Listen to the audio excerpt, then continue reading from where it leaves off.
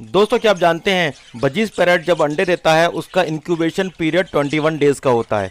21 days के अंदर बजी का जो बच्चे होते हैं वो अंडों में से बाहर आना स्टार्ट हो जाते हैं। दोस्तों अंडे से निकलने के बाद पूरे 30 दिन यानी कि 30 डेज लगते हैं बजी के पूरे फैदर आने में। फैदर आने के बाद 10 दिन और लगते हैं उनको सेल्फ होने में, यानी कि पूरा 40 दिन का सफ़र होता है अंडे से लेके सेल्फ होने तक का। दोस्तों सेल्फ होने के बाद आप बच्चे को उसके पेरेंट्स से अलग भी कर सकते हैं, और अगर आपको वो बच्चे सेल करने हैं तो आप 40 दिन के बच्चे को सेल भी कर सकते हैं।